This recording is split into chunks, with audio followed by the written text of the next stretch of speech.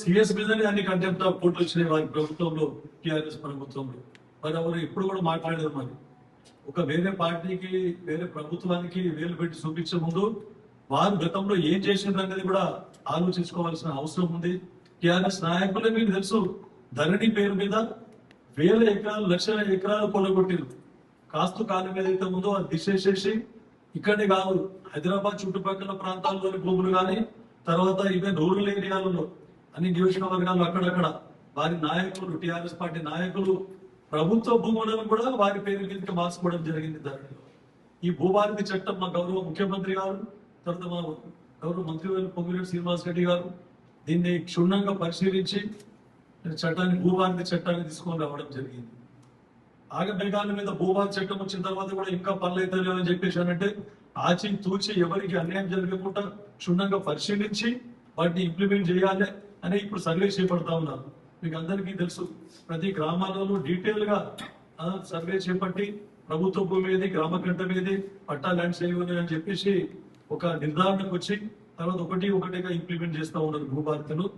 కాబట్టి పకడ్బందీగా అమలు అవుతుందని చెప్పేసి ఇప్పుడు హైదరాబాద్ గురించి మీకు వాళ్ళు ఎంతో బ్లేమ్ చేసింది, కానీ వాళ్ళది కూల్చేది వీళ్ళది. ఖచ్చితంగా చట్టం తన పని తాను చేసుకొని పోతుంది. చట్ట ప్రకారము ఏవైతే ఆక్రమణలు ఉన్నాయో వాటిని అన్నింటినీ కూడా తొలగించే విధంగా మా ప్రభుత్వం కృషి చేస్తుందని చెప్పి చెప్తారు. పేదల ఇల్లు కూర్చునేందుకే హైదరాబాద్ పరిస్థితి వచ్చింది. రేవంత్ రెడ్డికి జరిగిందనేసి విమర్శ.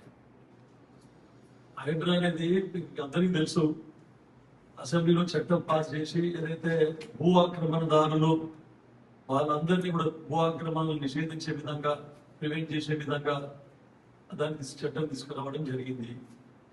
చాలా మటుకు ఈ హైడ్రా వచ్చిన తర్వాత మీరు అందరూ చూసి గమనిస్తా ఉన్నారు, ఎన్నో వేల కోట్ల రూపాయలు విలువ చేసే ఆస్తులు వాళ్ళందరినీ కూడా ఆక్రమించుకొని కొంతమంది రియల్ ఎస్టేట్ దందాలు చేసి ఆ బిల్డింగ్స్ కట్టుకొని ప్రజల ఆస్తిని దోసుకునే విధంగా కృషి చేసింది.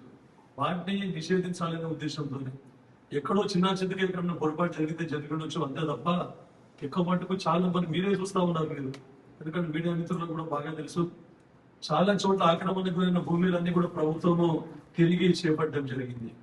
సరే కొన్ని కోర్టు ఏదైతే మీరు చెప్తా ఉన్నారు ఆ రంగనాథ్ గారిని తప్పట్టడం మీకు అందరికీ తెలుసు. గతంలో సోమేష్ కుమార్ మీద చాలా కేసులు ఉండని, కాబట్టి దాని గురించి ఎవరు పట్టించుకోలేదు. ఇంకోటి బీజేపీ వాళ్ళు ఇతర పార్టీలు మంచి పనులు చేసేటప్పుడు ఎప్పుడు కూడా దుమ్మెత్తి పోస్తా ఉన్నారు.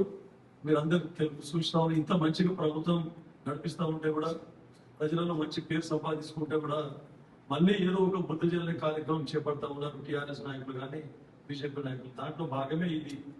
హైదరాబాద్ అనే లాభమే ఉంది కానీ నష్టం లేదని చెప్పేసి మరొకసారి తెలియజేసుకుంటాం. This is Kiriti Damaraju.